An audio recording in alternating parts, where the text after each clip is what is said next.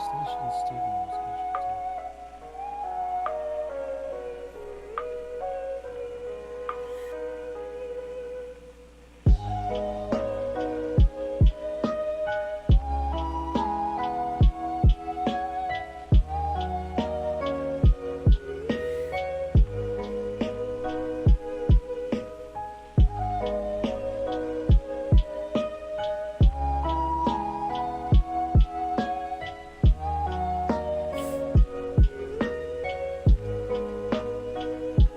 What's going on, ladies and gentlemen? This is the Night Owl Gaming Podcast, brought to you by Truly. My name's Brimstone, and this is my partner in crime, RevTech.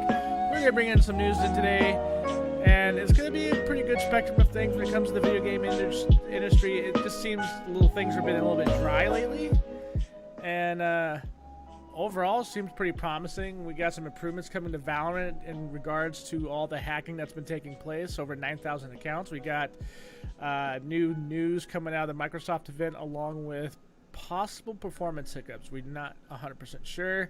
And of course, Diablo, one of my favorite franchises of all time. Evidently, it was leaked today that a few of the rumors might be true with the Diablo 2 leak, looking to be released sometime in October, hopefully. So, strap in and let's get on with it. All right, dude. So, what did you want to cover first out of that list that I just got done rambling off? You go first. You pick. You seem like you're all about that Diablo life. So it was rumored. Because there was two newses today about that franchise. So Diablo Immortals, I guess, is still coming to the cell phones, which no surprise there. I'm not surprised.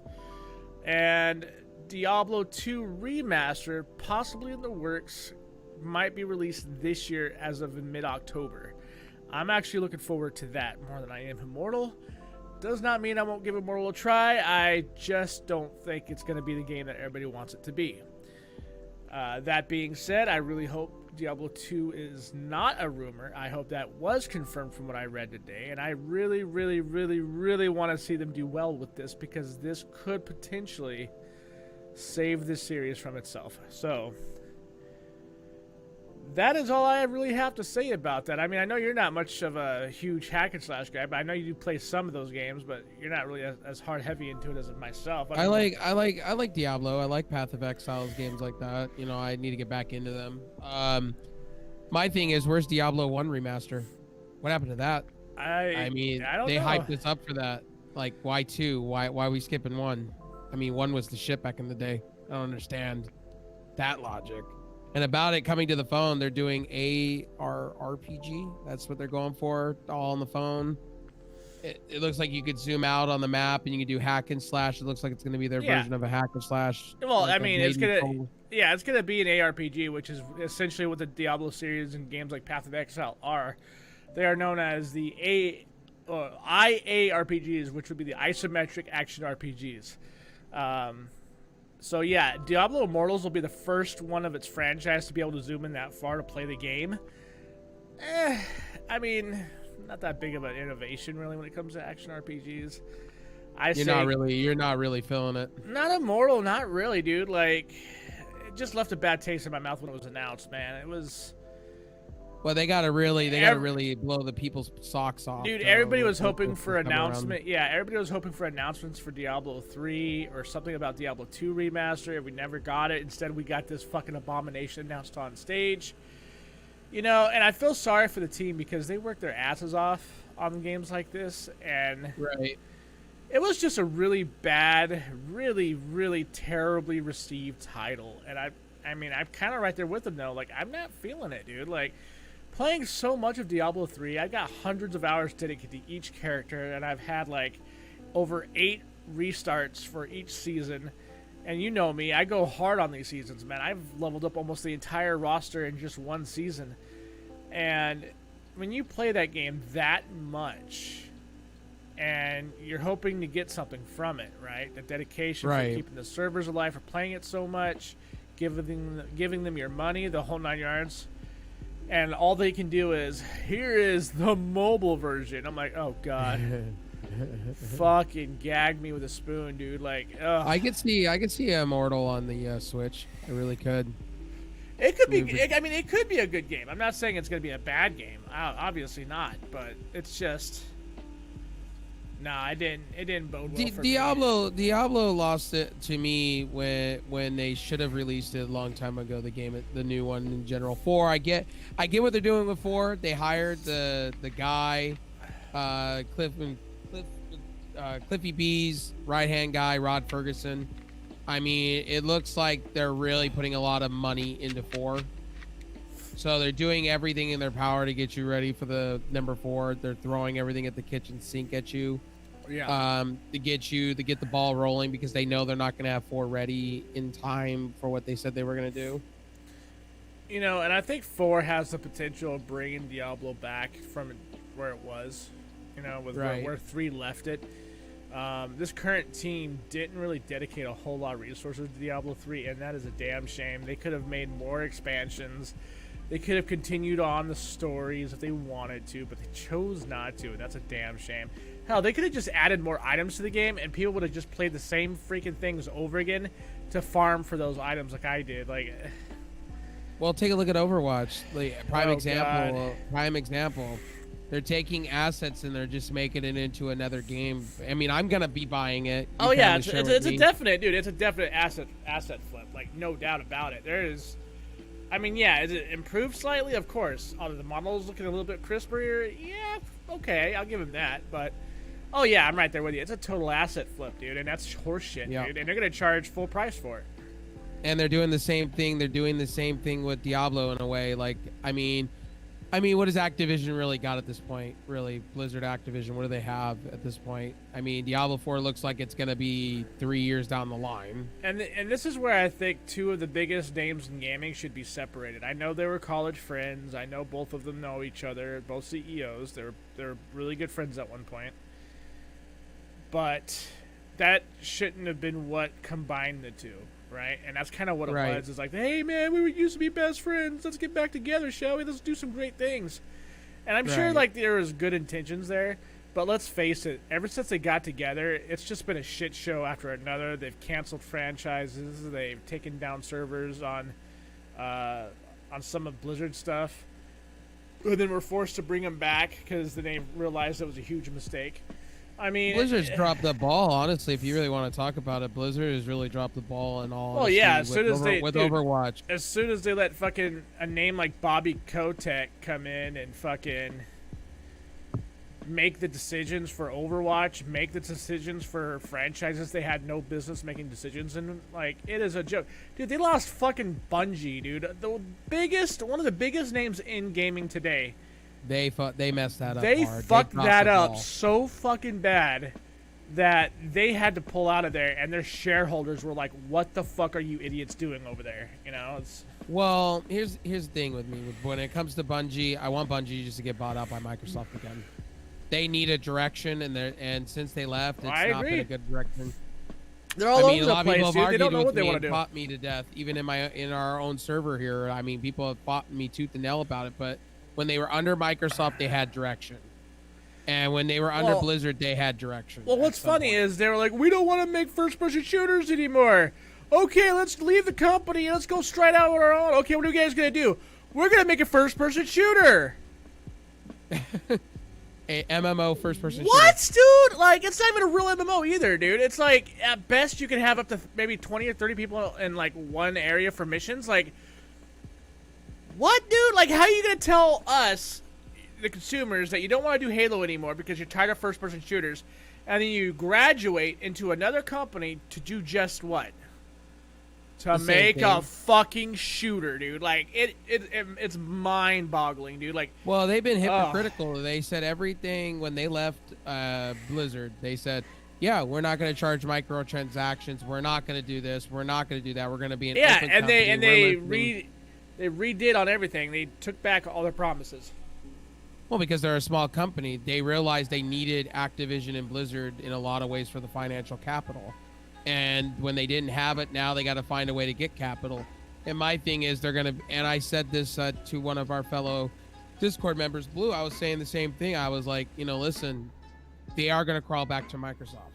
I guarantee Microsoft will snipe them out eventually. You guarantee it. Like, it's gonna happen because they're gonna be hurt. I mean, eventually. well, anybody could disagree with us, and that's fine. But like,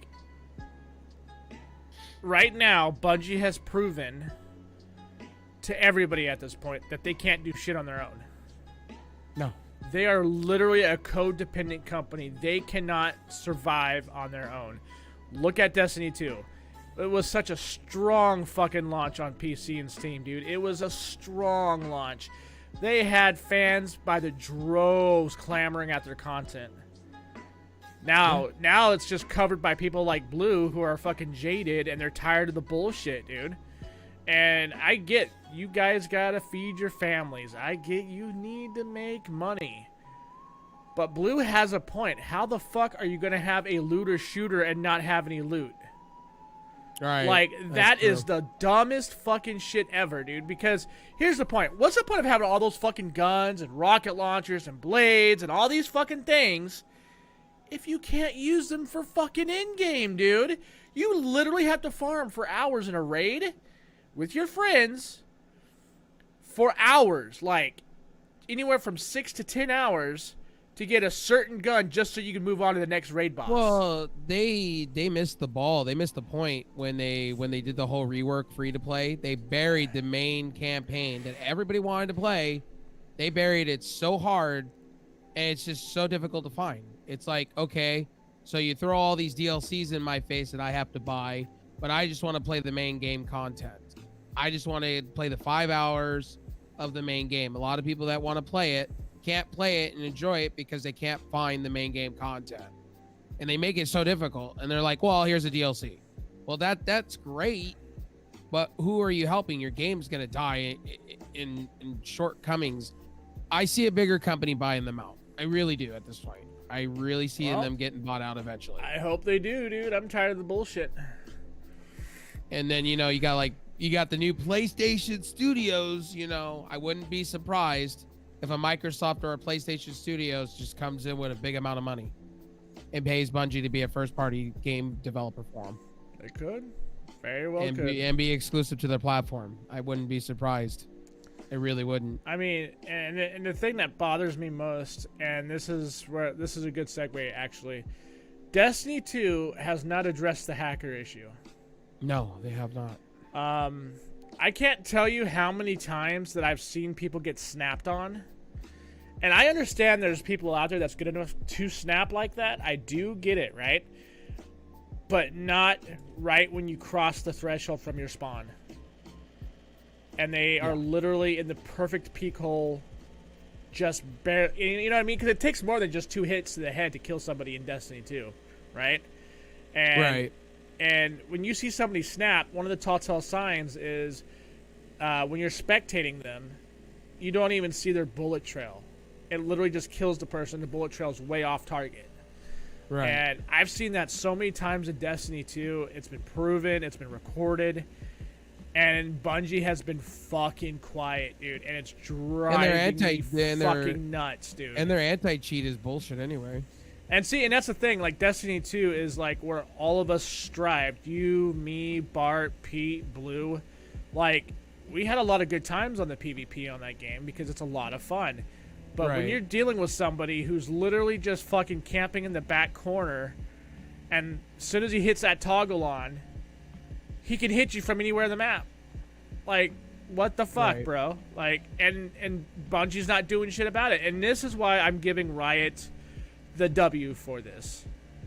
Because when you go to a Riot forum and you tell them about the hacker, you give them the name, they go and investigate this.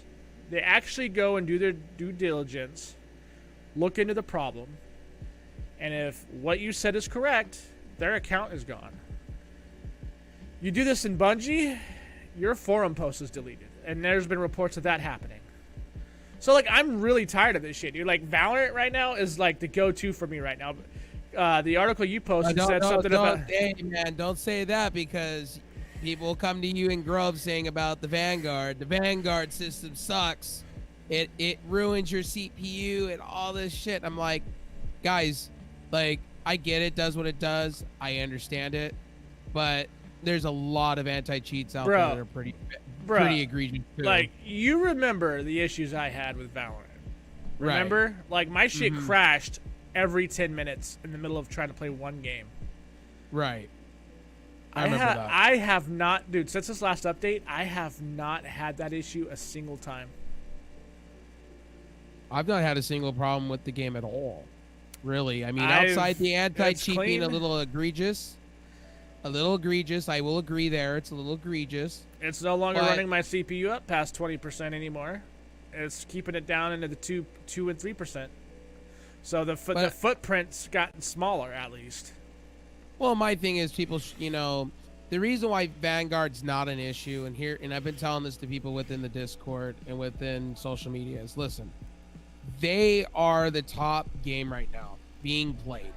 And the way Riot sees it is, we have a top tier game that's going to be a top tier esport game going forward after the pandemic's over. And they're looking at it as, well, we don't see a problem with our Vanguard system. We really don't. Because we got 3 million plus players playing and doing it consistently. And they're going, we don't have a problem with it. Why should we fix it? And they're looking at it as, why should we fix it? I mean, I get people are throwing hands over it, how egregious it is. I agree there. It is egregious. But for me, I'm having fun playing it, so it kind of goes out the door when I'm having fun. It really does. I know it's tapping into my CPU, but I've had this argument before. If people want to get my information and sell it to somebody else, they're going to do it anyway. Yeah. I mean, Zuckerberg. I mean, Windows does it anyway. What's his face from Twitter's been doing it for years. The chick that was the CEO over at Yahoo did it for years. If you turn anything without a VPN, you're giving your information to somebody. Yeah. So no matter what we do, we're giving our information away. I know I'm not defending the Vanguard system. I want to make that clear. I'm not defending it. I'm just saying there's a lot of stuff out there that will get your information anyway. We are literally giving our data away. There's far worse. I mean, Android phones. Has everybody forgotten about, what was it, over 5,000 plus adware running in the background of your phone, killing your battery on purpose? Yep. But we forget about that, right? Malware on the Play Store. I remember it was selling people's information. You would download a game with malware on it, and you didn't even know it. Or it was a free app, like one of those tool apps for like photos and shit retouching. Yeah, I remember that. I mean, so companies are going to get your data no matter what. When you sign up for terms and service, you are allowing it. On Steam too, you allow it. So like, for instance, when you agree to the hardware serve way, they can literally go in and take more than they need, even if they're just taking your stats. They can do whatever they want. Once you accept those terms, they can do whatever they want. At that point, it's the same with browsers, it's the same with anything. So your information is not as secure as you think it is when you're on the PC. And here's the argument people are going to give me, well, it shouldn't be that way. Well, if you're that worried, then don't be on the internet. Don't have a PC, don't have a tablet, don't have a phone, have a flip phone. Don't be on the computer at all. If you're that scared of it, I mean, take a look at Facebook when the election was happening. They were selling our information to the wazoos out there on the internet, to Etika and all that. And we allowed it because we accept terms of service. And there was nothing we could do about it. Did they get sued and the government went after them? Yeah, because it is private information. And Facebook, dropped the ball. Mark Zuckerberg's a piece of garbage, but, he still is a piece of garbage, but I'll give him credit with this whole COVID thing. He's trying to get on top of it. More testing, more things. I'll give him that W, and I'll give Bill Gates to a certain extent a W because they're trying. The whole microchip thing, we can argue about that all day long. I know we try not on this part of the podcast to talk politics, but I mean, I've been hearing the whole microchip thing being thrown around. It's like, hey, it is what it is at this point. I hope they don't go that way, but if they do, it is what it is. I won't be taking any injections anytime soon if that's the case. I'm not all for that shit. I don't want to be tracked everywhere I go. That's just me, though. So, what other topic do you have? We got Valorant. We did. Well, we didn't really cover Valorant. 9,000 people being banned. So 9,000. You said 9,000 people banned, right? Yeah, 9,000 on that article. Let me go to it and let me go up to it. Go ahead and yeah, it's 9,000. Let's see. Valorant bans nearly 9,000 Valorant cheaters and warns that this is only the beginning. They are really taking it serious. They said with their Vanguard and whatnot, they are really taking the cheating serious. Good for them. Glad to hear it. They said it's going to be hardware ID ban. That's what they're going to go for. Damn. So your ass gets caught cheating. Your bitch ass better build yourself a new system.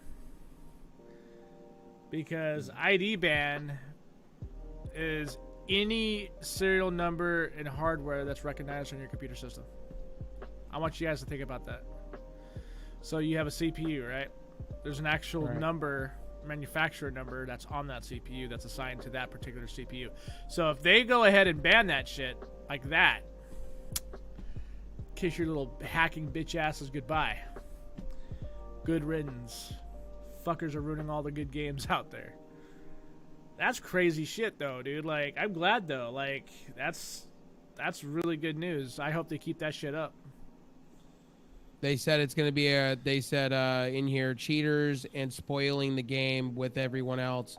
Riot's efforts to put a halt to it primarily through the Vanguard system has been controversial, but primarily because it's a kernel mode driver that loads at boot and is always running when you're not playing the game.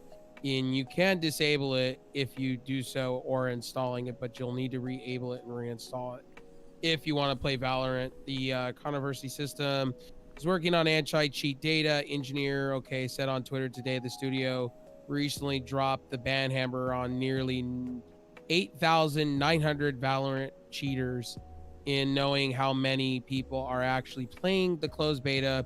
So we are in no way to judge the number of percentages, but he says in overall players count is 8,900 fewer cheaters, but the step in the right direction. And he says that he tweeted it's going to be somewhat of a hardware ban. That's what he stated. Somewhere of a hardware ban similar to Apex Legends. So if you're caught cheating within their games, you better be thinking twice, because Riot's really trying to secure their game.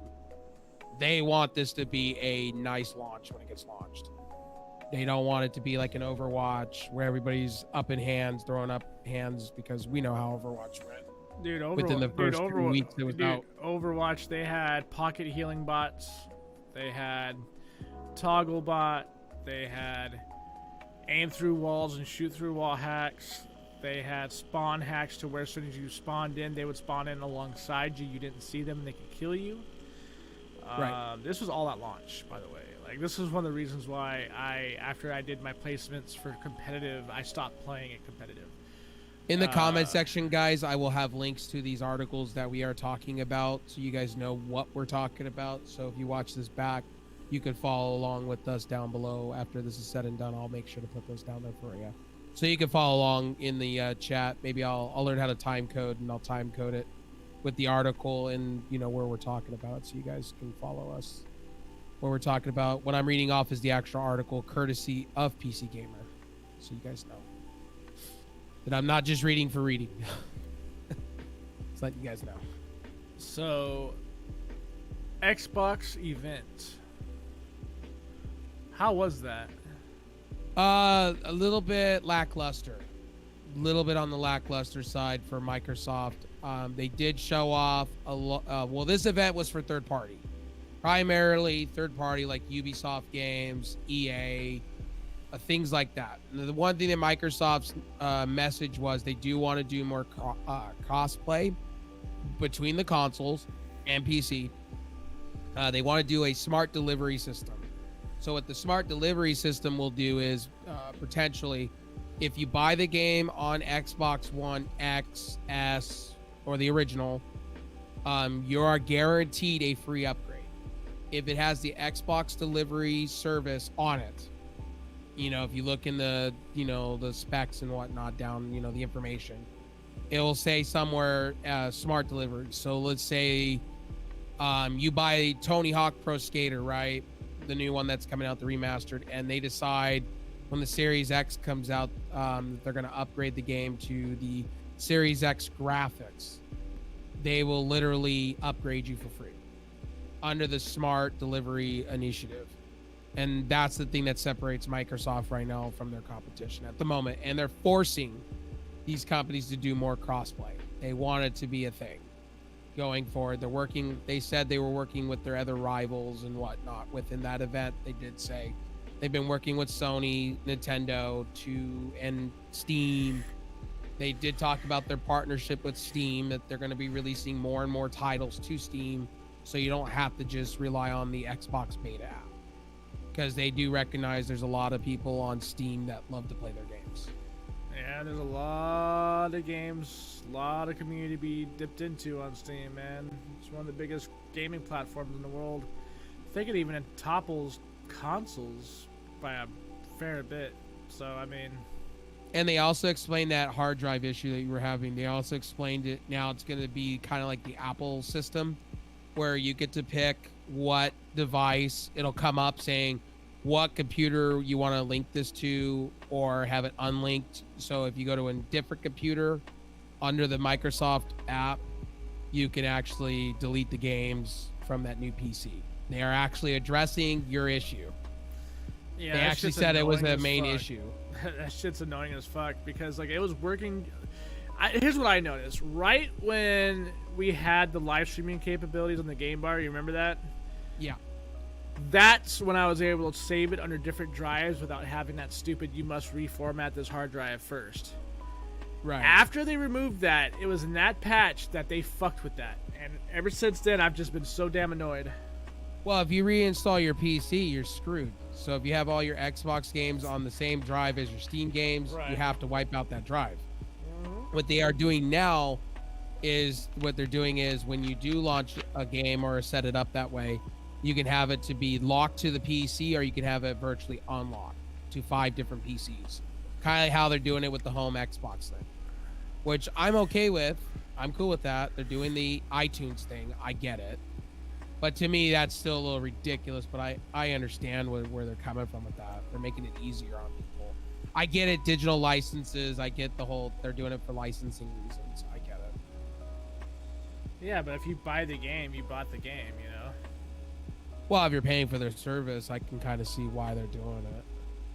But, like, that's the thing. If you're not paying for that service, you shouldn't have to be locked or restricted. Yeah. Yeah. I mean, I can understand. I can understand if you're paying for it. Like, that's one thing. Like, if you're paying for the service, I get where they're going with it. But if you're not paying for the service and all you're trying to do is play the games, then why the restriction? I don't know. I get that.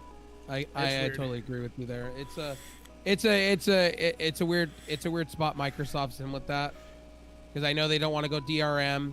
I get it. I get they want to make it accessible to everybody, so they're in a hard spot in a hard rock. And I get Phil Spencer trying to play devil's advocate. He has to. Another thing with the Xbox, that in that event they showed off the Series X logo. So they showed off the Series X logo. That logo looks a little funky to me, but I get what they're gonna do on the back of the CD box when you get it. It'll come with the logo on it and tell you if it's compatible with the, if it's upgraded or not. So they're pulling the Nintendo. Hey guys, you're getting a Wii game. It'll tell you if it's going to be compatible with anything that's next generation that you may have. Right. That's what Nintendo did. Yeah, I remember that. And then if you download it, it'll tell you if it has a logo down in the information, it'll let you know.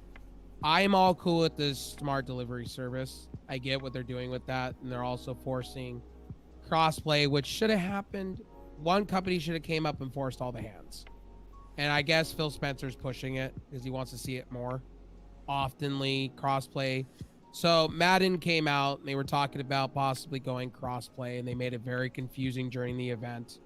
They are going to be smart delivery service, but then they recanted on that after the fact. You know how EA is. So they said you may have to pay extra or it may be free. It was very confusing after. Fuck EA when it comes to that shit. All I know, dude, is you're gonna fuck up big this year, or coming up year, and then they're gonna play nice with everybody when they see that they're not gonna get their way. Well, it depends if we have an NFL season to begin with. due to the pandemic. It's really scary how the NFL is going to be doing it with crowds. They're going to have one section for crowds, and then they're going to skip a section, nobody in it, section for crowds. I think they should just have no audience, honestly. No one's going to adhere to the rules. I mean, it just makes no sense. I mean, a lot of these sports coming back, I just don't know how they're going to do it. They should just do it, no crowds at all. Just do pickup games and stuff like that.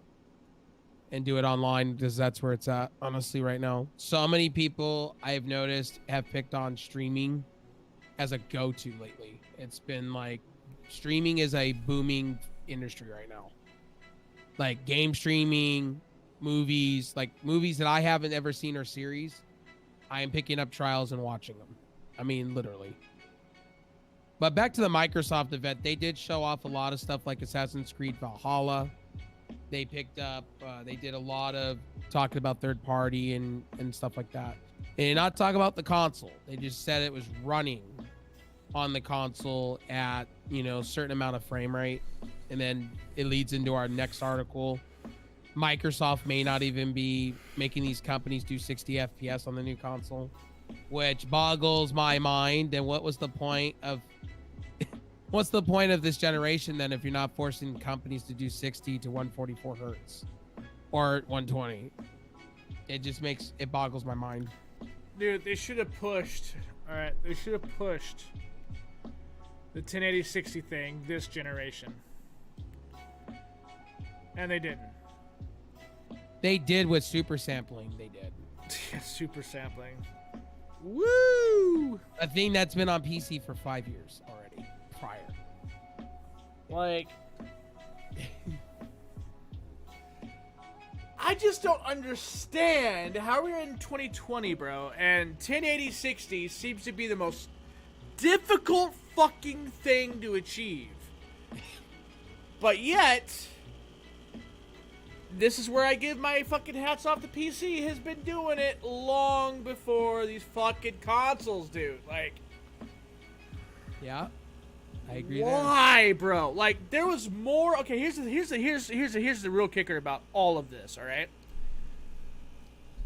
the Nintendo exceeded 60 frames a second on a 2D space. Yes, it did. The N64 exceeded 60 frames a second on the first generation of the 3D space. Sony to a certain extent what the PS1 did too. Sony did too. Omega Boost, I believe, ran 60. And here we are in 2020. We have less games that run 1080-60 than the fucking PlayStation 3. I don't understand why we're focusing on ray tracing and 4K. And Dude. 4K. I don't understand this logic. Can I say, like, we're streamers? We're streamers, right? I get your frustration. Yeah. We're streamers. And we can't even push our bandwidth to 4K. And they're already pushing this initiative. Hey, 4K 60. I'm like... Dude, they're trying to do 4K 60 with HDR and ray tracing. And they're pushing out there that Assassin's Creed Valhalla won't even do 4K 60 HDR. Dude, Assassin's Creed Unity couldn't even hold 60 frames a second on medium fucking settings, bro. Right. And this whole little dynamic frame rate thing, I'm sorry, but the more and more I think about it, I was right about this. I called it out a long time ago. The dynamic frame rate thing was a fucking cop-out. I called it back then, and I'm going to say it now. They're doing it again. Any console that sits there and says that they have to do dynamic frame rate, it's a fucking cop-out of being lazy because they don't want to engineer it properly to handle a constant locked frame rate. Well, take a look at the PS5 with their CPU. So at one moment it'll be 3.6 gigahertz taking full advantage, and then when they lower the gigahertz down and the hyper threading, the game could dynamically scale on the fly, so you don't know what you're playing at or the resolution. Guys, I am recording this in 1080p 60 frames a second. Oh wait, no, it's now down to 720 30. Wait, no, we're at 890 45. And then the next thing is going to be, holy fuck, how did I go from 16:9 to 4:3 in a boss fight? That's going to be the next fucking jump, dude. Watch. It's going to happen. Well, it boggles my mind because you're going to have all these people running out when the new consoles come out to buy 4K televisions, and you're not even going to experience the full max of your display. And then we're going to have these ass clowns here on YouTube saying, checkerboard rendering is the same as Source. No, it's not. It looks when checkerboard rendering is almost exactly the same thing as dynamic. If you look at checkerboard rendering in a whole and you go to look at it, and you could tell it's super sampled because you could tell NVIDIA is doing this right now with their own I think turning architecture, where they take an image from 720 and they soup it up to 4K. That's real. That is real dynamic resolution in its finest when they do it right. And I don't even mind. I don't even mind when companies take a 4K resolution of an image and then downscale it to 1080p and use it as a texture. Because that shit looks amazing. And that's something that Nintendo's been doing for years. Right. Anybody's ever wanted to know why some of their games look so fucking amazing? That's why. Right? And I've tried to rack this in my brain a few times as to why Sony and Microsoft hasn't really done it. Like, they've done it in very few titles, but this is where Nintendo shines. You don't see this. Nintendo just doesn't care. I mean, Nintendo's like, hey, some of our games are going to run 720p 30. If you dock it, it'll be 1080p 30. And I'm like, they'll tell you. And you know what's crazy about that? Is they have the smoothest 30 frames per second I have ever dealt with. Yeah. And it's so good. It's so good that it feels so fluid. It tricks you into thinking that you're playing 60 when you're not. Like, I remember playing Mario Kart on the Wii U when it first came out, and that shook. Oh my god, dude, that shit blew my mind, dude. I was like, why does this look so fucking good? And yet, all these new consoles can't even really hold a candle to the frame rates of what this thing like seamlessly does. Like, I don't mind 30. Let's be honest. I don't mind 30 frames per second. Okay, like that's not something that bothers me. No, it doesn't bother me either. What bothers me is shitty 30 frames per second, where it fluctuates terribly and it causes stuttering in your games. I have yet to experience that with Nintendo product. Even on my 3DS. My 3DS is amazing. And yet we have new generation consoles that are going to have a hard time pushing 1080p still.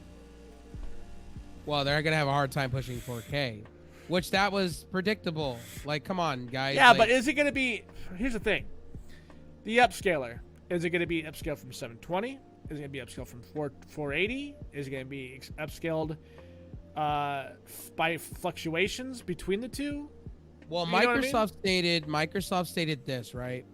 And what they stated was that they're going to be doing 1080p 60 at all times with their console if you're doing 1080p. If you're doing 4K, that's a whole different ballgame. They did state that it was going to drop down in resolutions depending on the game and depending on your display, if it can handle it. These fucking idiots need to stop with this 4K nonsense. We're not ready for it. We're not ready for 5K, 8K, or anything like that. And Sony's already promoting, yeah, guys, the future is 8K. And I'm like, we're not even at 4K yet. Our bandwidths are not even there. And that's the issue I have, right? So when you download these games and you have a 4 terabyte setup like I do, right, it ticks up bandwidth because it's downloading everything. We're not talking about just the 1080p files. We're not talking about 720p files. We are talking about uncompressed audio and visual effects that are in 4K. Everybody was bitching, why do these games take 80 gigs to download? Well, because we have stupid people at the helm that have yet to understand what people want. Take a look at Call of Duty, almost 200 gigs. Yeah, that's fucking ridiculous, dude. And these next Still generation doesn't run consoles properly on PC. I want to say this to everybody that's going to be viewing this or watching it live. I'm buying the Series X. The games appeal to me. The raw power. Microsoft has shown me everything, and I've never felt so excited for a platform before in a long time. Like when they opened it and they showed how easy it's opening, the games, the controller being simplistic and easy to use. It's everything we already know, and it's like, why can the other side do that? Sony has to blow my socks off for me to buy, and right now it's not happening.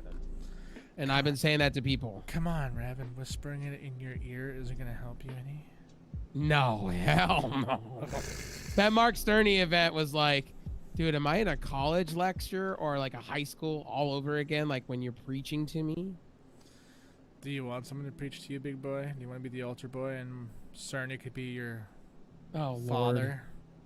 Oh man, that would just be that would actually be terrifying and actually put me to sleep. It'd be about a dude. How could you sleep with that motherfucker like sniffing around your crotch, dude? Like I couldn't sleep with that kind of attention, dude. I'd be like, bro, like you're stressing me the fuck out. Can you please leave? The thing with Sony is the reason I say blow my pants off. They don't have that Steve Jobs guy that comes out on stage and wows you. Makes you believe under the platform. You know what I mean? Phil Spencer does that. Reggie Fils-Aimé will come out on stage, even knowing he's selling a shit product like the Wii. Well, the Wii U wasn't too bad, but a lot of people called it a shit product. I thought it was good for what I gave it a shot and I liked it. Yeah. I didn't mind it. It was an upgrade for what it was. Dude, something that nobody really talks about with that console is it upscaled GameCube games and Wii games really fucking good.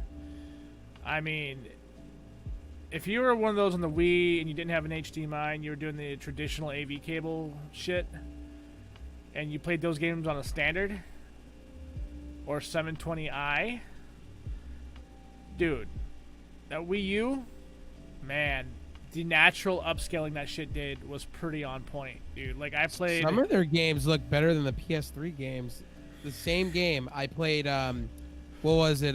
Black Ops 2 back in the day on that thing. Well, yeah, it looked hell of a lot better. Well, yeah, because the Wii U was stated to be like slightly higher than the PS3 and the Xbox 360.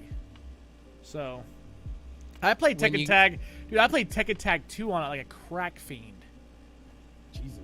And I streamed it a lot, and my Twitch kind of blew up because of it. Like, I had people watching me all the fucking time, dude. They absolutely adored when I played fucking Tekken Tag 2 on the Wii U. Because nobody else on Twitch was doing it. Everybody and their brother were playing that game either on the PS3 or it was downloadable on the PS4, I think. And, right. I mean, dude, the Wii U was a slept-on gem, dude. I really do believe that. Wonderful 101 characters, which was the fuck was that? Fuck, what was that? It was a beat 'em up. It was that beat 'em. What is the other game that was on there? Pokemon XD or DX, something like that. Something like that, yeah. It was a really good game, and oh, you're talking about Pokemon Tournament DX? Yeah, it was really good. Pokemon Tournament was pretty good. Yeah, Pokemon Tournament was good. Smash was good.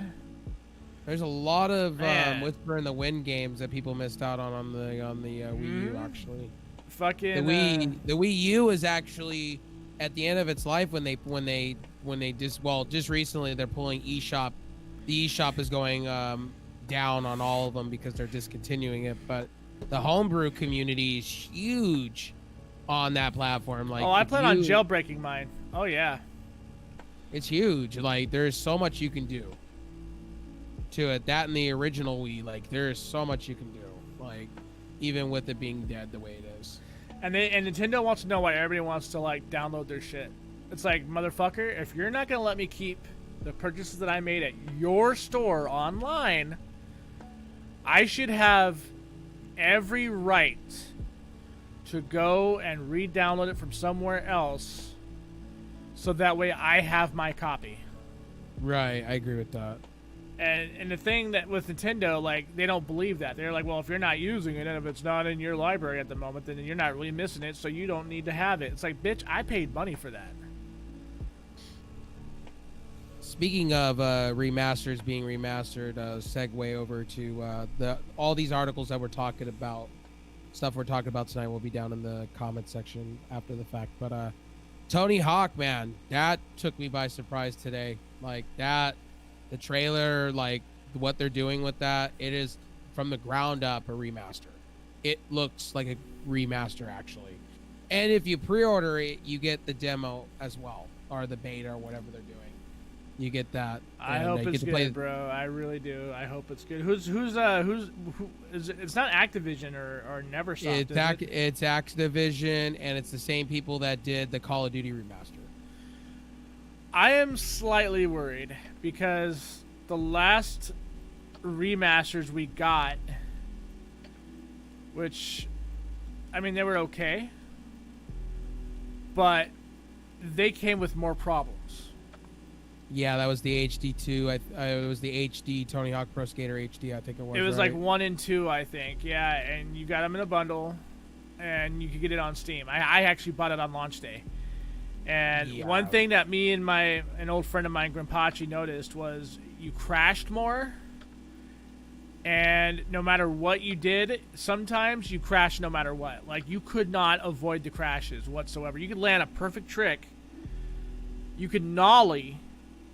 And then in the middle of your nollie, even with perfect balance, you'd still wipe the fuck out on a flat surface. Right. So that was one of the reasons why we stopped playing it. Was like, we got tired of that shit. We're like, fuck this game. Be like, what the fuck? Like, why? What's even the point of having this? From looking at the trailer, they did a whole complete redo. Like, they recognized it looks like they've taken everything that's on Call of Duty Remaster right now, Modern Warfare, right? A retelling, and they brought it over to Tony Hawk. The team looks like they're really giving a care to this. It looks good. From my notice, the maps look better. They look more crisp. They said they're going to do the same kind of season pass kind of deal like they did with the remaster Modern Warfare, where it's not going to be egregious in your face. You can earn things without having to buy things. They said the games are not going to be big downloads. I mean, they're both going to be combined. Same original characters. And the reason they're doing this is because they're testing the waters. And I know why. Because with Activision, we know how Activision is. They want to test the waters before going fully in with a new one. And the reason they're doing this is because they're seeing Sessions, Skater XL. They're seeing all these new... And they're seeing how skate games are now starting to... There's so many of them out there now. They're even on the phone now. And they're seeing the market come back. Yo, I thought about picking up that Skater XL to add to my sessions. So, like, I plan on playing some sessions on stream either tonight after this or after I wake up tomorrow, depending on how I feel after this. Sessions looks really good, and I've been following that since I think you're the one that told me about it. And original skate team. Dude, original skate team. Kickstarter. And the thing is like, I don't know if anybody picked up on this. But if you look at the word session and the print that it's using, it looks like it's a very similar print to Grind Sessions. Do you remember Grind Sessions?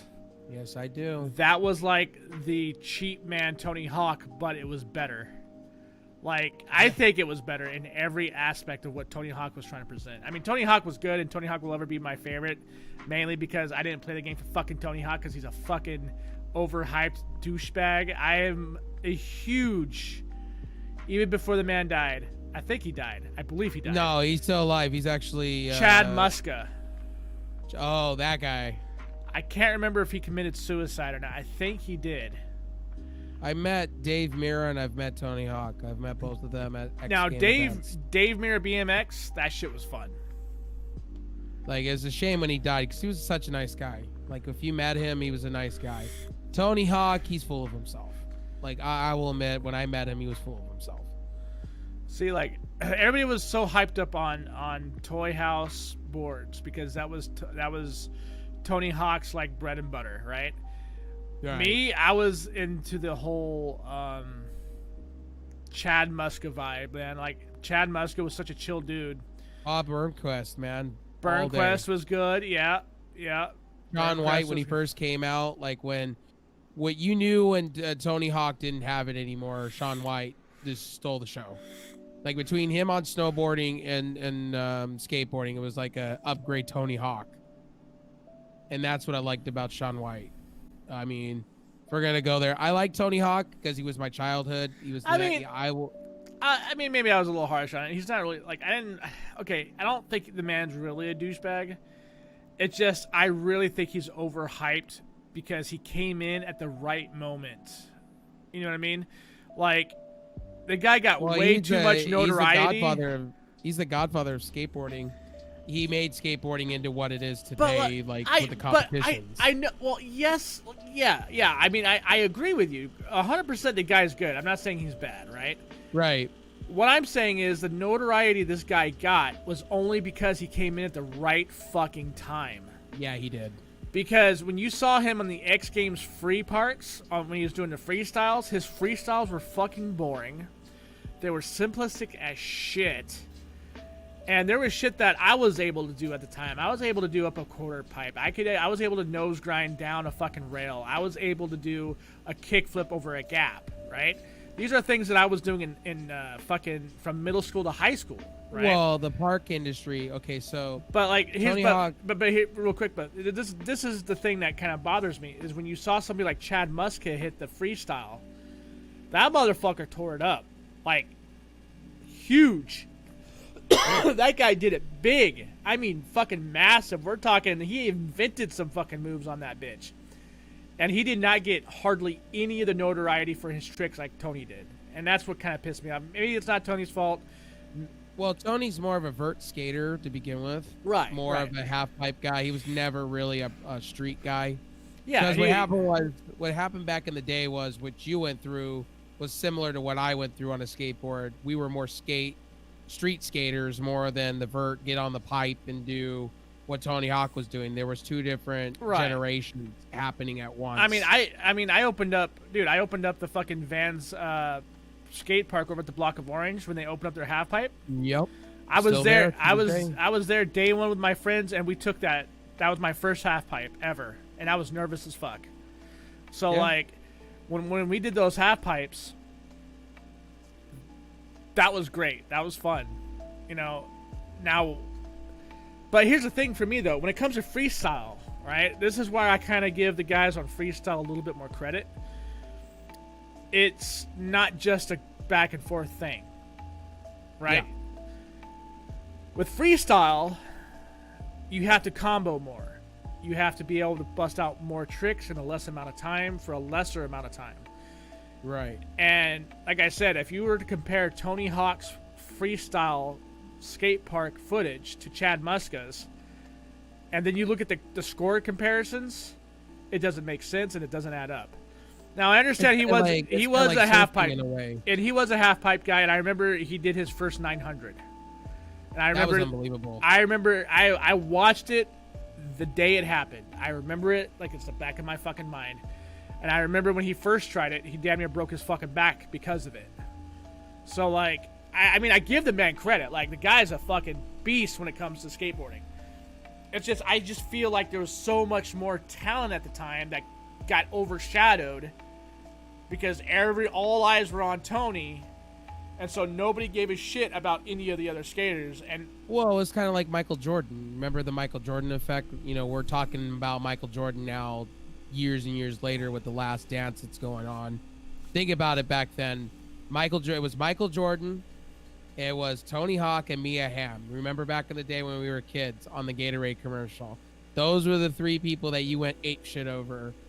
You know, we underlooked Scottie Pippen. We underlooked Dennis Rodman. We underlooked half of the skateboarders that pioneered. Like, skateboarding changed. Like, the skateboards I remember back in the day are a hell of a lot different than what we had, you know, now. You know, they have gotten thinner, more aerodynamic, kind of like how surfing is now. You know, I like surfing, used to surf. You know, you got Kelly Slater, you know, for the longest time that was like the Tony Hawk of surfing, and everybody else got underlooked. I mean, it's with anything really. John Elway, same thing. It was all about John Elway back then. Yeah. And Troy Aikman more than anybody else. I mean, really. sports-wise. So Tony Hawk pioneered, but he didn't really absolutely pioneer skateboarding in the early mid 90s to late 90s. Yeah, okay, I'll give you that. He made it cool. You know, he made it cool to wear board shorts and be a skater. But there was a lot of other people that, you know, helped to pioneer. You know, Bob Ernquist, that guy, you know, nobody talks about him, but he was the guy that made big air pipes. Like the big air competition's a thing. I know. And he was the reason why they started doing the highest jump contests. Yep. I remember that. Like, I remember when they used to bust out the fucking huge ass meter stick, and it would be like 6 to 7 meters tall. And that's, instead of doing tricks, your idea was you had up to like what, 3 passes before you could reach your max speed before you went up or something like that, if I remember correctly. Yeah, like that shit was badass. That was before they brought out the long pipe where you came up from the top, the very top. It was like an extra 10 or 15 feet higher.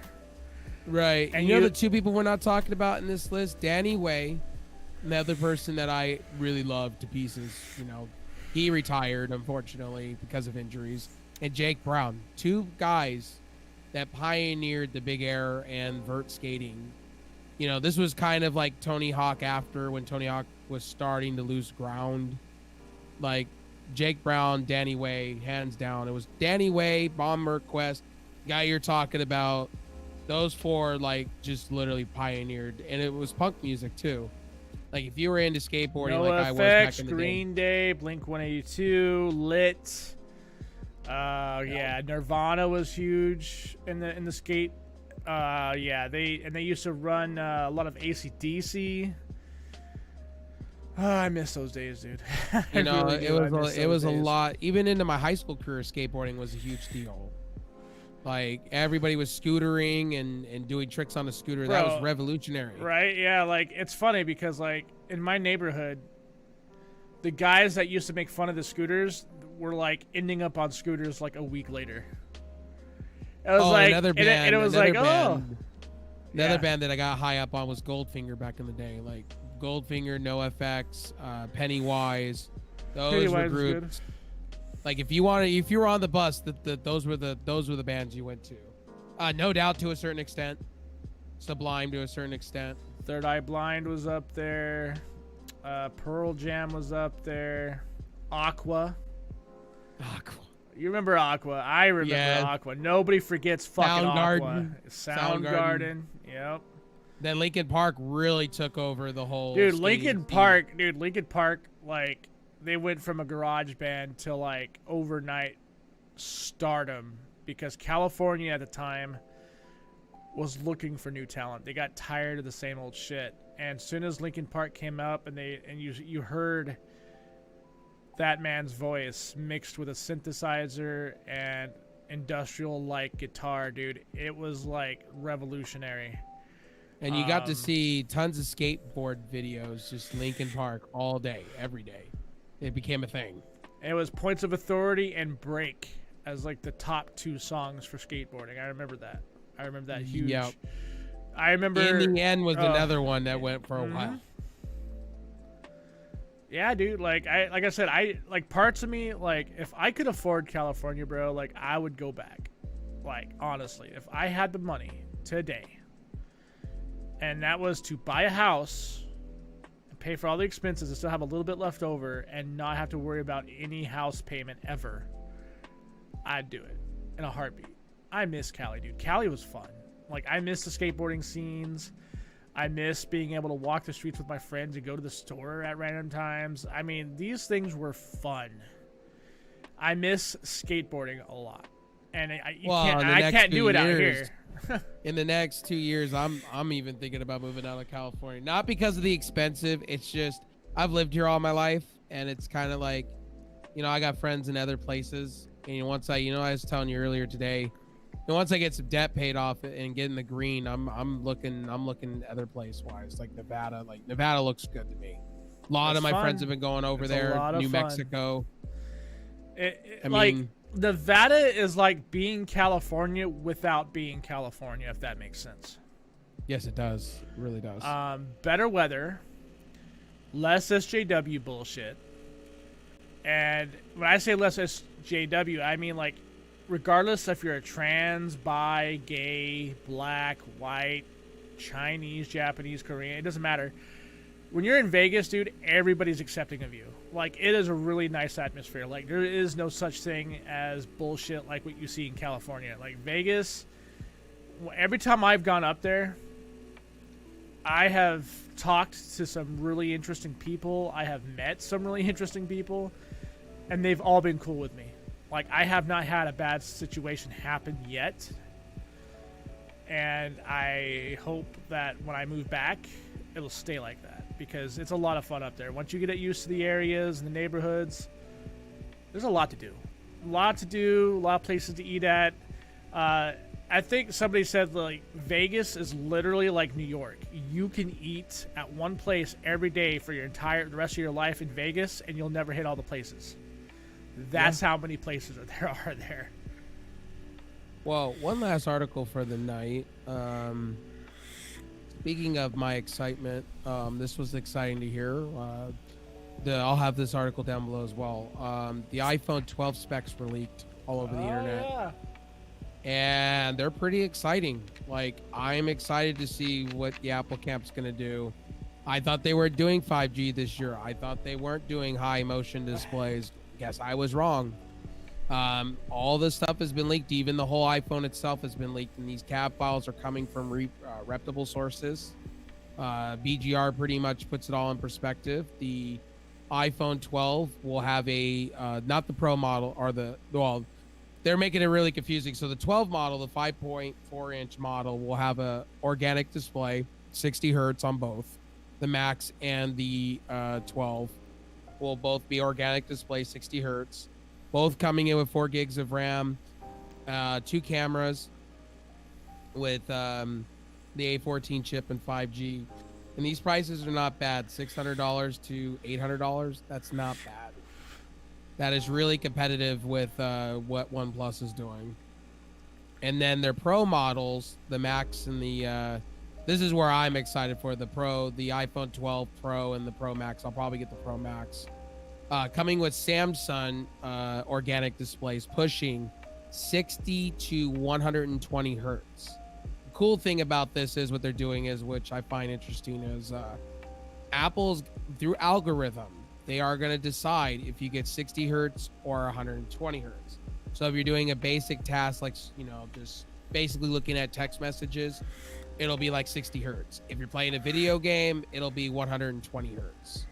So 1440, I'm cool with that still. They don't need to do 4K on these phones yet.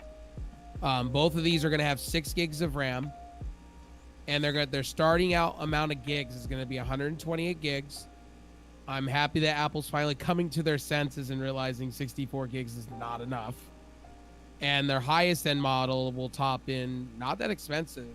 I mean, $1,200 is expensive, but I mean, for 512 gigabytes with 5G and triple camera with the AF infrared camera that they're doing their technology, I think it's an amazing thing what they're doing, and a close enough to a 5,000 milliamp hour battery.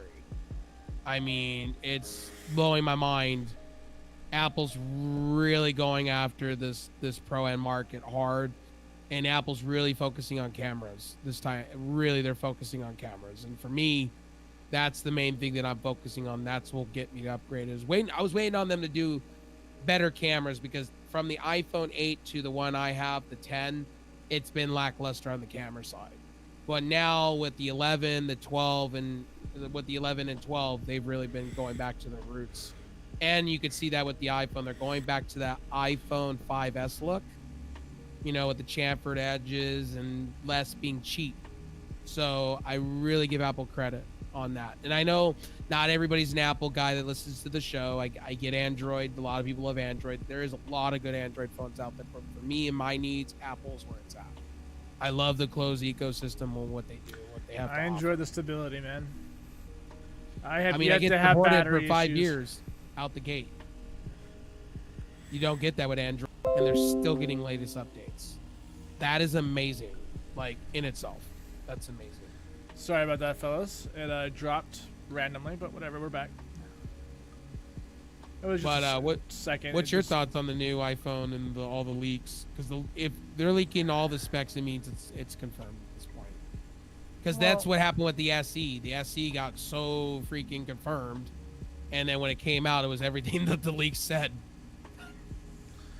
I mean, I'm not one way or I'm not one way about it really, because like I still have my 7 Plus and it's still running great. It's still doing its thing. It's still being a workhorse. It still takes videos and pictures pretty well. I mean, I guess I'm just gonna have to really wait it out until this phone dies. That's pretty much what I'm gonna do. Right. Like when this phone's had it, like then I'm gonna be like, okay, let's get a new phone, baby. Well, for me, it's more of I'm noticing the lag on my phone with the 60 hertz. I could see it, and I notice my phone stutters. And if I can get a faster face unlock, you know, and I can get the better cameras, especially with our channels that we're going to be doing in the future, it seems apparent to me that I should upgrade at this point if I want that nice quality going on without having to buy. Yeah, I feel that. Because I'd have to buy it anyway out the gate with the camera in itself. Yeah. You know what I mean? I'd have to go out and buy an DSLR, and then I'd be spending the same amount to get that same quality that you would get on an iPhone at that point. Absolutely. The only thing that Apple needs to get together, they're working on the cameras internally to make them pro audio. I mean, I get what they're doing. Yeah. I'd like to see them do a little bit more on the microphone side, because their microphones have been a little garbage over the years. Well, if they would just give us a proper onboard audio set and give us the 3.5 for a microphone, I mean, that would be dope. So that way we don't have to go out, buy a USB, or not USB, or well, now it'd be USB Type-C for them. So USB Type-C 2.0 they're still doing Lightning. So Lightning will be on this phone going forward. It's like 4.0 now or some shit like that. Right? Like the guy that just you know the inventor of it, like the guy that came up with the USB drivers. Yeah. Is also the same guy that did the Lightning port, and I think he just came out with a 4.0 for it. So this is what he's referencing to in the stream. Here it is. That is the adapter that you have to use when you use an iPhone nowadays. I have like 7 of them sitting around me because I lose them all the time. Because especially when you want to use these pair of earphones that I'm wearing, cans, you know, really nice audio, you have to go that way. It sucks, but it's a minor gripe. You can buy like 7 of them for like $5. Not a big deal. A lot of people got upset with that. I would say like I'm not even like I was never really mad about it. I thought it was kind of a dumb thing to do because it just doesn't make sense.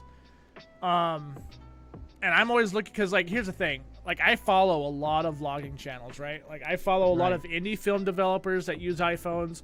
I follow a lot of like YouTube rap artists that have used their iPhones only to record all their shit. Right. And my thing is, as a creator standpoint, for someone who also shoots on his iPhone, just give us a 3.5 on the side somewhere or the top of it if you want, just so we can put a freaking mic into it. Because the thing is when you use those adapters and you put a 3.5 mic in there, it doesn't always sound good. No. The problem with it is that little adapter sometimes will crack and give you white noise and hissing on your microphone when you use it. Now, here's another thing Apple wants to do is do the portless thing. They're eventually wanting to go all wireless, where you wirelessly charge and you put it on a pad and it charges automatic, and they do portless. I get what they're doing. They want to make the phone thinner, but at the same time, they can go a little bit thicker because they're already doing it. They're going back to an original design that they had for years, the 5S look, and I'm all right with that. And they're really taking a page from that because that was a really good phone back in the day. I mean, I'm really for Apple right now when it comes to displays. They're really doing it right. I mean, I wish they would have a setting. I mean, from what I've heard in the leaks, there's going to be no setting. It's going to be all done in the algorithm. It's supposed to be able to shoot 4K 60 with it. Yeah, it's the one thing, and they said they're going to fix the night mode shit on this one to make it even better. So it'll be a better deal. As a creator, I'm telling you right now, that 4K shit, like, when you're shooting video with it, it looks really good. It looks really good. It looks clean as shit. I mean, I'm glad that's one thing they're doing right. Because right now, when it comes to security shit, though, when it comes to plugging in your iPhone. Right now, though, man, there's not enough cameras out there that is doing what these phones are doing. No, the only two cameras that we're finding out that are really, like, if you want the pro experience, you want to go with a OnePlus, Apple, or a Samsung. Those are the three that are actually, well, Google to a certain extent. Google is learning that telephoto wasn't the future as they said it was. They're learning that people actually take super ultra wide video and super ultra wide pictures. Like, come on. It's hard in 2020. It's hard to say something. Excuse me. It's hard to say that something is the future when you're using something from the past. Yeah. That's just my thinking about it. Like, you can't sit there and try to sell me on something that I know is bullshit. If there's one thing I do know is cameras, lenses, video production. Like, you can't sit there and tell me that telephoto lenses is going to be the future when the entire industry has moved away from telephoto lenses for like almost a full generation now. Yeah, you'll get your one-offs here and there that still use it, but that doesn't mean it's a standard. You know what I mean? Right. Well, with this new iPhone, I'm kind of excited for. I'm excited for the Series X. I have to make a choice this year, one of the two, and it'll probably be the Series X because that's where I'm really going to be enjoying the product. I mean, really. But is there anything else that we want to cover? I was just going to ask you that. Like, is there anything else? I think we covered pretty much everything. No, I mean, anything coming up in the, in the cogwheel of everything? Well, I mean, I got some video production stuff coming up. Still waiting on my refund, by the way. No. Oh, man. That refund from Adorama, I think is the company name, that runs off of eBay, and now I'm discovering are also on Newegg. Fuck my life. So I sent the camera back, and they said that the refund should go through within like 2 or 3 days after they get it back. Well, they've had it back now. Yeah. Still haven't received a goddamn thing. So, Jesus. I'm about ready to hang their asses up to dry on eBay. Pretty close. Those bitches owe me over $500. They better give me my fucking money back. But other than that, really not a whole lot. I mean, we got the vape game coming up. That's gonna be the thing. I've got sniper feeds coming in for Digital Fracture, so that's good. Yeah, that's about it, dude. Getting back into the streaming game with Digital Fracture. I've been streaming on my new channel. I've been streaming on my new channel lately, and it's doing pretty good. I get like 1 or 2 new visits at least a day that I stream, so that's good. I mean, I rebranded to Master Frylock 13, but that name, it's not really a rebrand. You've had that for a while.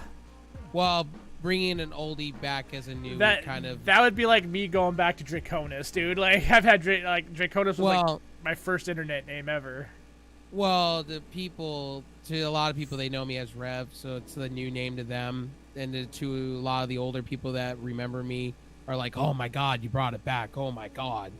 Thank you for this. You know, I have been hearing a lot of positive things. But the number, Twitch won't let me have it. Unfortunately, I battled them. I thought you got that back on there, didn't you? No, it's _13. So what's going to happen is I'm going to have to go with a different number. But still the same Master Frylock. I was like, you know what? RevTech's ran its course. It's really kind of just ran it. It doesn't sound catchy either. When it, like, I'm not really doing tech reviews anymore like I used to. I'm more doing the vape game thing, and you know, tech reviews will still be there, but it's, you know, it's not, you know, fun like it used to be. You know, to do a tech review anymore, it's like I'd rather do it with a friend that buys the product and have fun doing it that way. Yeah, I got product I still need to show off. Yeah, we got plenty of product. That's not gonna be a problem. The only other thing that's coming up for me in the next couple of weeks would probably be that hot chocolate bar. thing, which I'm like, what the hell did I rope myself into? But I'm like, you know what? I wanted to get back. I want to do something fun. Like I said, man, you need to prep for it. If you have a B-dubs out there, get the hottest hot sauce. I'm telling you, it will work 100%. How do I know? It's because I did this for my Ghost Pepper challenge back when I did YouTube a lot on my vlogging channel. What I did was I ate at B-dubs and I got the 24-piece boneless chicken, and it was a mix between the Hobbit. Wait, it was a pineapple. I think it was pineapple habanero. Right. And then I took the hottest, which was the very bottom, the hottest you can go, and I ate that shit in one sitting. And Jesus. I hated life because it hurt, but after that, I took on that fucking ghost pepper like a champ. Like, I didn't even fucking well up or anything. I didn't turn red. My eyes didn't water.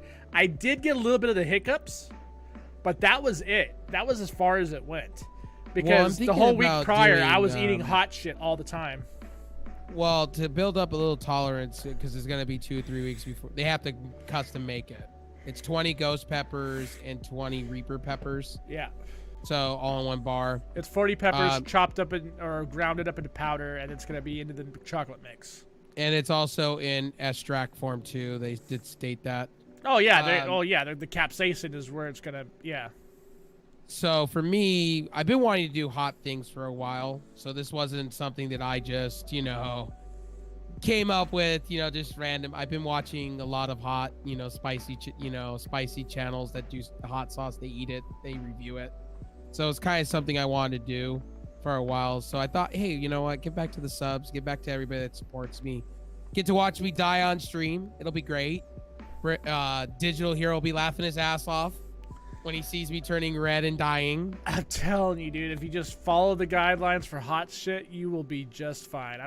Here's the thing. Like, when I first did the ghost pepper cinnamon candy ball challenge. Oh, man. I didn't prep for it. I said YOLO, and I popped 3 in my mouth at once. And what happened with that? Oh my god, it was hell, dude. Like, I fucking, like, that shit hurt.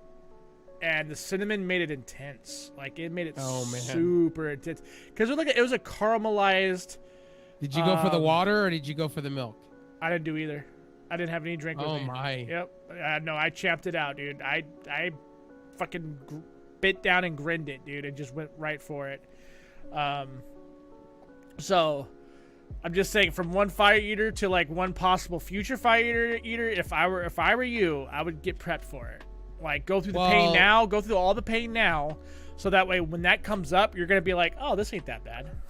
Well, what I'm gonna do is I'm gonna go on Amazon and I'm gonna order myself in the last dab for sure. That's a Scoville level of I believe 10 million. And then I'm going to go for the Bretonium, Mad Dog Bretonium number 8. Not the 9. The 9 is higher than this chocolate bar. But I'm going to do those 2 and go back and forth, put them in my food. Put a few drops here and there. Yep. Yeah. Prep myself. I know on the Plutonium, they say you can literally put like 1 drop of it in a big pot of chili and it will actually be overpowering. Well, what I'm going to do is I'm going to take a teaspoon.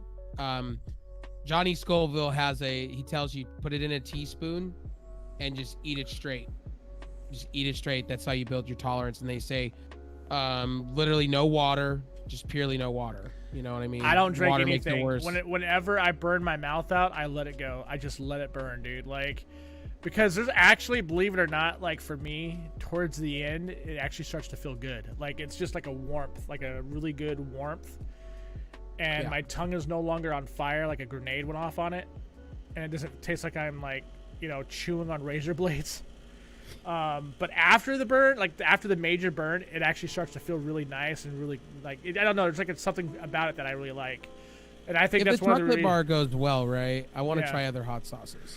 I want to kind of, I've been watching channels. I've been kind of. You want to become if you want to become a fire eater channel, dude, I am all down for it. I would totally watch that shit, dude, because like, like a lot of that genre of video is almost dead nowadays. Like not a whole lot of people are doing it. There are channels that still do it. I do it on stream for fun. I just want to see you. Yeah, I want to see you do it. I want to see how well you take it. Like I want to know how you. When you're done, I want to see if you actually did any of the prep work for it. Well, I was like debating. I was talking today to someone, and I was like, I'm just gonna let it be. I'm gonna sit it on my counter, let it warm up a little bit, so I can break it. You know, because you break it in 4 parts, and try. And I'm just gonna try to eat it as fast as I can, because the problem is the chewing part. The chewing part is I'm worried about. Oh yeah, it's like gum. Yeah. Really sticky gum. Think about it like this: you're gonna be eating caramel. That's infused. Well, it's not caramel. It's toffee, peanut butter, and chocolate. Okay, so I got the one above that bar. So you're gonna be eating something that's infused with capsaicin.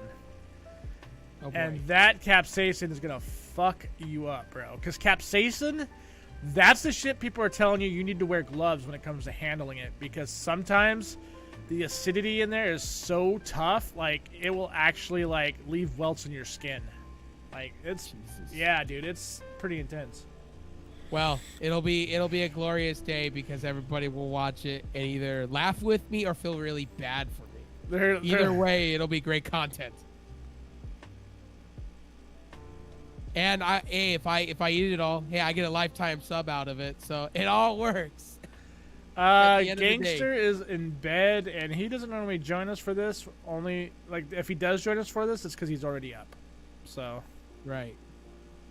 That's pretty much about it. I mean, the vape game, I'm excited for going forward. We're doing the final details on that. So, guys, we talked about it for the last 2 months. The dude's almost done with the outro. I think he said he was rendering it. So I told him to make sure he take his time, make sure it's good, because I do not want to have to go back through this again with him. He takes forever. He's a good artist, but he takes forever. The only other thing that I would say is just the community channel for our Discord here. We will be doing some type of videos on it, not all the time, but it'll be a little something, you know, just to get back. Maybe like if we want to do a review or something, not major. Yeah, Jack, if you want, if you got time later or whenever you have time to do this, go back and watch the VOD. We did cover it.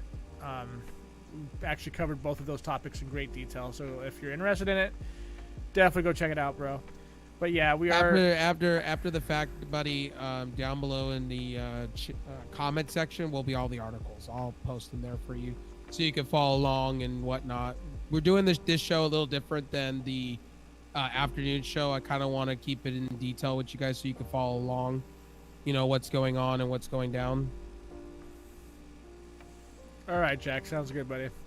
And I think that's about it for us, unless there's anything else to talk about. No, did you get another camera though? That was the question out of all of it. That's why I'm waiting on the refund. As soon as that refund goes through, I'll be getting the Canon M50, and that is going to be lit.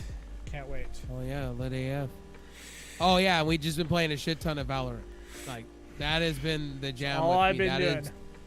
That'll be my afternoon sessions from here on out. Afternoon and then nighttime dedicated to story games. I've been playing nothing but Valorant. I have been keeping to myself a lot from our circles. No offense to anybody in our circles. It's just I've been going through a lot here, and I don't want to bring that sort of like anger towards anybody. So like today's been really the only real day that I felt like more like myself because of all the bad news I've been getting. So you know, I'm looking forward to gaming with everybody again, getting back on track. It's just taking a little time. So what I've been doing to keep my mind off stuff is I've been watching a lot of indie film development when it comes to martial arts and stuff, because when I was a kid, something a lot of people don't know about me, when I was a child, from like 5 years old all the way up until when I was 16, I was in Taekwondo, I was in basic karate, and I was in Kido. So, like, these were the things I practiced for all those years up. And I took it very seriously. I remained fit. I was skinny. I worked out a lot. I kept up on my training.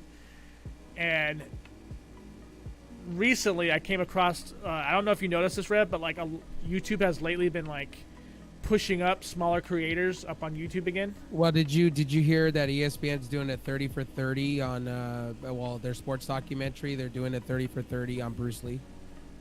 I was going to tell you about that. Speaking of you reminding me, it just hit me. 30 for 30 on Bruce Lee, and I'm like really excited to watch that. Like the history of him is fascinating.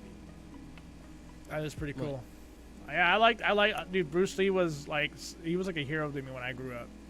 In fact, and then it was Jackie right behind it too. Because I was bullied so much, right? Like when I was bullied hard in these schools out here as a little kid, dude. Like I got my ass beat all the time.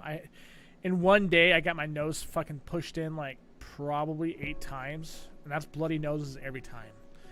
So it got so bad to the point where I had no choice but to take martial arts lessons in order for this shit to stop. Well, boxing was for me as a kid. Like, you know, when I got my ass rocked in school and I came home, I got it at home. Like it toughened me up as a person, you know what I mean? So I learned boxing as a young person, like, you know, hit the speed bag. I tried kickboxing and jiu-jitsu, but that didn't go too well because kickboxing's fun. Kickboxing's fun, but when you get rocked, and especially with my vision being shit, it's not the best in the world. It's funny when I took martial arts, I was so scared of being hit in the face. I was scared of being hit at all. I was bullied so much that no matter what people did, if they were just like, you know, stretching or something near me, I'd flinch. Like it was that bad. I was such a small kid, dude. I was such a small kid, and I was being bullied by fucking people that were twice my size, dude. And it was bad. I was scrawny, and I was weak. So like when I took martial arts one summer, when I first started it, I came back to the same school where all my bullies were when I was a little kid. Right. And I ended up sweeping one of them and knocking him on his ass. Oh, Jesus. And he stood like way above me, dude. He couldn't fucking believe it because he got up in my face. And here I am in like, I was like 6 years old or 7 years old at the time. This guy had to have been like 10 or 11, right? But he was tall. Wow. And he made my life hell, dude. Every fucking day he made my life hell, and he had a bunch of friends that helped him. So I went to school after me and you were vastly different in age. Right.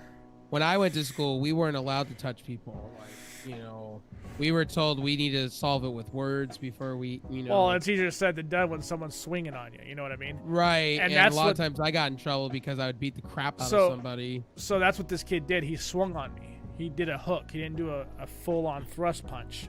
He came around. And when he swung at me, that my first instinct was, instead of running in fear or cowering down, I ducked, stepped into him with my left foot behind his leg, and went bam. Fucking dude went flying like 3 feet. Because when he came across with his hook, his body weight shifted when I swept him. So I used his weight against him, pushing him back. After that, the kid never fucked with me again, but all of his little cronies would. So it was like a fight every day, but at least this time, I wasn't this little wimpy 6 or 7 year old. I was actually able to do something about it. Right. And some of those people that are, you know, douchebags, man, they become your friends, man. When they mess with you, some of them become your friends, though. That's the funny part, you know. Yeah. When they mess with you at first, they're just like, whoa. Well, and it's funny. This guy's not as bad as he used to be. Not as bad as I thought he was. Right. And that's the thing. Like, he thought because I didn't have all the same shit that he did. Right. See, I was raised poor. I didn't have money, right? So what clothes I got were usually hand-me-downs or some shit, okay? People picked on me because of that shit. And they thought that I was some piece of trash human being because I didn't have all the same shit they had. And this was back when Airwalks were in. I think the Levi baggy jeans when they first came out were in, and they were expensive as fuck. So because I was wearing all these hand-me-downs, they thought I was less than them. So, but I mean, that's one thing I will always have an appreciation for martial artists and martial arts in general, is because it helped me survive some of the roughest times of my life. Big time. It helped me with a lot of my anger problems as a kid too. Dude, it taught me discipline. Boxing. It taught me how to defend myself. And there was one thing that happened, and we'll end it after this story. This kid sucker punched me in school. Like, he straight up decked me in class. And this was a year after that I swept that one kid. I was sitting there drawing, minding my own business. The guy taps me on the shoulder, and one of the girls was like, "Get down, Andrew." I'm like, "What?" Turn around, and the dude just went, like, fucking clocked me, dude. The teacher didn't do shit about it, first off. Let's just put that into perspective. This bitch stayed at her desk and played like she never saw shit. So I got up, and I fucking did a ball kick. Now, when I mean ball kick, I'm saying you're using the ball of your foot, okay? Right. And you're doing it in a straight up and down motion. And it's because I was so short and he was so tall. I nailed him right in the fucking groin, dude. Like, I mean, as hard as I could. That kid went to the fucking hospital, and his mom tried to say that I permanently damaged him, and I probably did. But this kid just randomly punched me out of nowhere. Fucking caused me to have a nosebleed again. Dude, it was a bad time in my life. I was more suspended in school than I was actually at school. Like, I got in more fights and won fights because, I was taught, if you come into my grills or my vicinity of my direction, even with a fist or anything, I got taught, if I come home and I didn't defend myself, I was gonna, get it at home. You know what I mean? That's how it was in my house, dude. My mom used to say that shit. She's like, if you don't kick these people's ass, I'm gonna kick your ass when you get home. Right? It was the same mentality, and I built the tolerance. Like, hey, if you're gonna be in my grill, you're gonna push me, I'm gonna push back. And I got suspended more. I got suspended more than I can count, and I got told we should use our words. But I would tell teachers all the time, when do you use words? Please stop hitting me when you're getting welled on, or do you fight back? Like, and that's the thing. Like, one of the reasons why I always held back my martial arts in confrontations was because I was always taught to use your martial arts to protect things, right? To protect people or yourself. Don't be aggressive about it, and don't engage first. It's meant to defend yourself, not be aggressive and attack others, because that shows a misuse of the forms that were taught to you when you were younger. So I always tried to stick to those tenets. Like, I didn't want to hurt people. I wasn't a fighter. I didn't want to fucking hurt somebody. I didn't want any of these fucking engagements. And they always seemed to fucking hit me in these schools out here. So it was ridiculous. Like, so it got to a point where, like, motherfuckers knew, oh, hey, watch out for that guy. He will fucking kick your ass. Because I got to a point where I was scrapping almost every day, dude, like, for, like, almost a year. Well, we had to be when we were kids because, if you sat to the left of you, you had that guy. Well, especially when I was going to school, right? I was put in those classes, with those kids that were felons and shit like that. Yeah, oh, yeah, I remember that. Yeah. They were all, what we call special ed. They would put us in there because they thought there was, we were problematic people. And they didn't really want to work with us.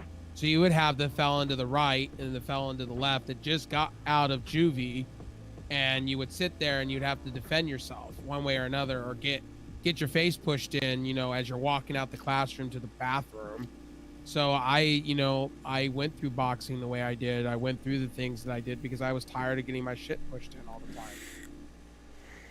Especially when they put you in these classes with people with massive disorders and problems, and you look to the left and you say anything and they'll literally deck you in the face, and so you have to defend yourself. I got suspended more for defending myself, and then got told in offices all the time that I was in the wrong, that I shouldn't have done what I did. But I said, what happens if, look what's going on now with kids going through school now. They're getting their asses beat so bad where they're getting landed in the hospital and short-term memory loss. Like, dude, that's because kids nowadays, like, they don't stop, bro. Like, they don't fucking stop. There was a case where a little kid, and it was the same sort of situation as mine, where I was like 7 years old, 6 years old, 10, 12, and even 13-year-olds were bullying this kid. They found his body on the fucking train tracks in California. And there was like 4 of these guys beating the shit out of him, and they killed him. Like, yeah. Bro, like, what kind of bullshit is that, dude? Like, why, dude? Like, he's a little kid. Or the one that that blows my mind to this day is the one where this kid was a straight A student, and they picked on him for no reason, beat the crap out of him, and even the teachers just walked by it like it was nothing. Like the kid didn't even exist. And then the minutes they got around to him, they dragged him into the office, and they didn't carry him. They just dragged him into the office, put him in a chair, and, you know, next day was in a coma and came out of it with short-term memory loss. He'll never be the same again. And that's the shit that's been going on in high school and in schools for a while. Like, kids just picking on people for no reason. And, you know, and now the new thing is we'll go 4-on-1. Kid can't defend himself and gets his ass beat. You know what I mean? It's unbelievable how bad it is from my time to now. And parents allow it. You know what I mean? They just freaking allow it. And they'll say, oh, my kid wasn't in the wrong. He was fine. He said some words, so my kid decided to get up and fist him in the face. I'm like, that's bad parenting in its prime example. Yeah. Like, at that point. Yeah, it's pretty fucked. That's pretty fucked, bro. Well, and also, you know, these schools, they deserve to get sued out, you know, the way they are. Yeah, dude, their teachers shouldn't be allowing this shit to happen, bro. Like, and I'm not... You know, and they stand by it. They stand there and they just let it happen. Yeah, it's dude. Like, I'm a victim of that, dude. I remember when that shit happened to me, when my teachers just set the fucking desk and they were laughing it off. I'm like, so let me get this straight. If I react and I let this happen, or if I don't react and I let this happen, it's fine. But you have a problem with me when I kick this motherfucker in his nuts.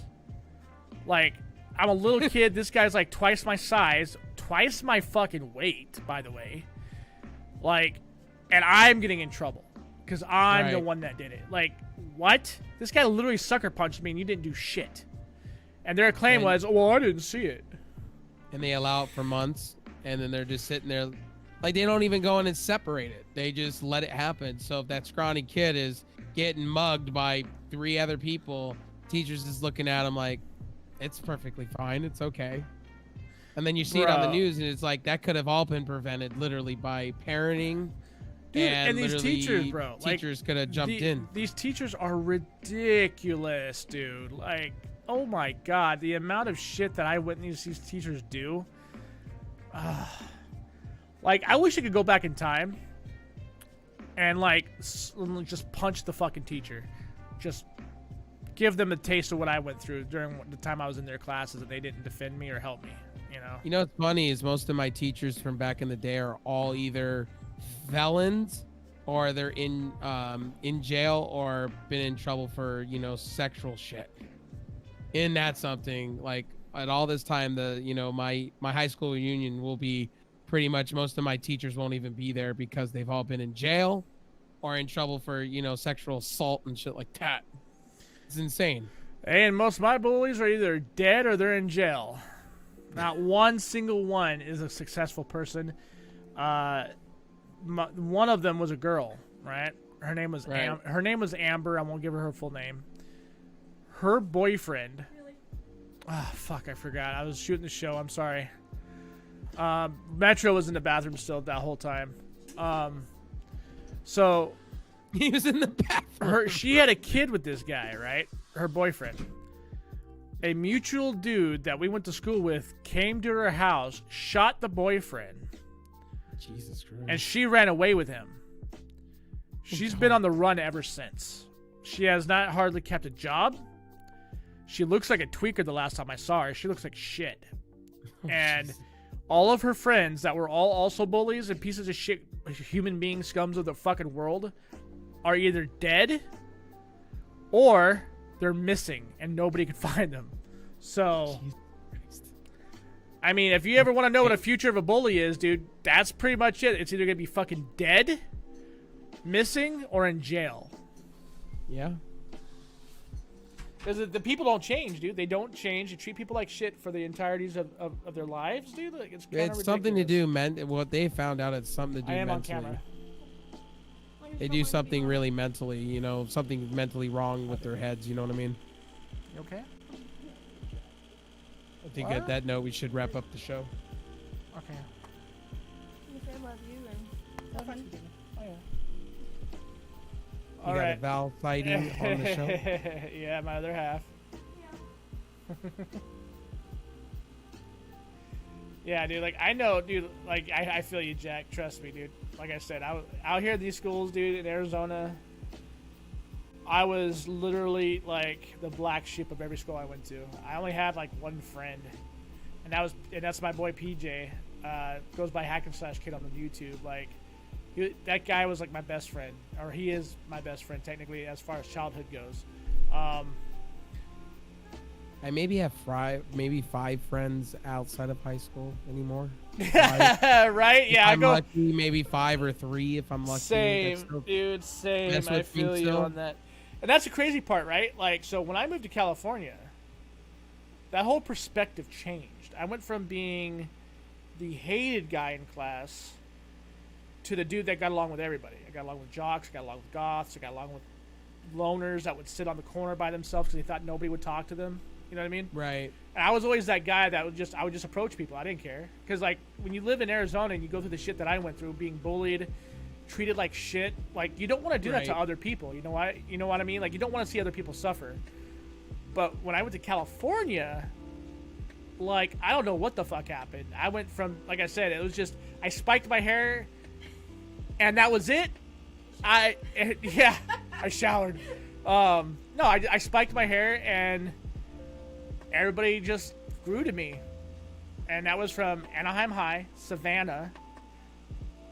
Both really, like, Anaheim was a scary situation because I was, like, literally the only half-white guy there. I thought I was going to die the first day of school, right? Because, like, what kind of school has a fucking prison-like system in the back of where the playground is? Like, we're talking barbed wire around the fence type shit. Like, it was scary. Yep. It was metal detectors at the front entrance. I remember this, like, plain as day, because it was the most frightening situation. I have never been deathly scared to go to my first period of class, all right? Surprisingly, I got along with everybody. I go to Savannah. Holy shit, dude. I was like, I had cholos, fucking goths. I had the whole gambit of people just flocking to me. And it was a great feeling. I never had this much attention before, and I wanted to make sure that if I could receive that kind of, like, good luck with people, like, I want to try to do that to other people and make them feel good. Right. I agree there. So when I went to Serrano, I was already prepped for my previous two. I got along with everybody at Serrano. Like, everybody got along with me. And it was kind of weird. Like, I never expected that either. It was my third school in a row in California. Exactly. Yeah, it was my third school in a row in California, of all places. And I was still, like, the new kid that got along with everybody. So that was really refreshing. And that's how I met my other half. We're high school sweethearts. And she could tell you, I got along with everybody. I got along with jocks. Some of my closest friends there were jocks. Really cool. Well, like, I dressed differently, too. Like, I had the whole spike thing going on. I had the baggy cords with, like, preppy shirts. And then I would have the spiky hair and, like, spike bracelets and shit. But I got along with everybody. And that's just how it was. But we could, if you want to end this, we can. This kind of became a history lesson of my life here. You don't want to go down the rabbit hole of my life. My life's been crazy. What, baby? I was waiting for you to talk about me. That's why I stayed. Oh, okay. You want to talk about that? No, I met this lady in class. She knew me as the guy who drew a lot. You did, and you're cool. And the funny thing is the only reason why her and her friends passed this class was because of me. But would you know it? Would you know it? The fucking teacher, believe it or not, the fucking teacher, when everybody cheated on this fucking final, I think I used 3 answers out of this whole thing. Actually, what it was a whole bunch of definitions. And, she said that we could, use our notes. I remember. I used 3 answers from this cheat sheet. 3. And yet, somehow, I was failed, and my other half here and her friends were passed. Because we were girls. Because they were female. No joke.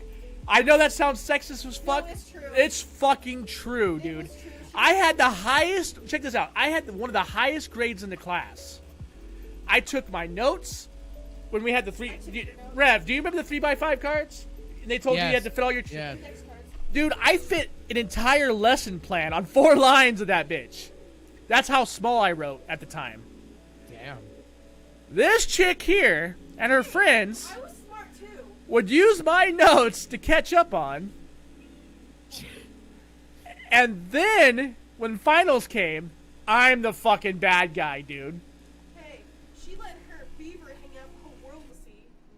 That doesn't justify her shitting on me when I was the one that was actually honest. It doesn't. She was a nasty bitch. I was the one that was honest, and yet somehow I went from an A student to a fucking F.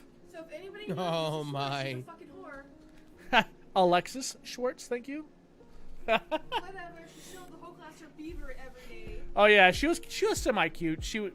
But the thing that was really like weird was like all the guys, including myself, were like really checking her out, right? You're right. But then she sat on the desk with her legs open. Oh Jesus. Dude, I at this point have already seen my fair share of vag. This hair was unbelievable. We're talking the hairiest legs I have ever seen on a woman. She was just nasty. Anyways, I'll conclude my story with that. I know she wanted me to talk about it, so I wanted to oblige her. Jesus. What an interesting story, my dude. Hey, we've been together ever since, man. That's how we met. High school sweethearts, bro. That's how it works, usually, right? We were best friends first, and it's just, been on from there. All right, Jack, sounds good. We're going to go ahead and get off here. Sorry, guys, I ran out a little later than I expected. But it's all good. You guys got to see or hear a lot more of my life story going to school in the United States, what I like to call school system. Prison. We went through the prison system. That is true. That is right. Because believe it or not, me and Rev grew up in the same exact spot. In fact, he is probably about 10 minutes away from where I actually lived. I wish we would have met then. That would have been cool. I know where that's it. Yeah, where that is too. Cause you're crazy. Yeah, dude. I mean, crazy shit. I miss the California schools. I had so much fun, man. It was just such a good time. Yes, it was. I hope you guys have a great night. Stay safe.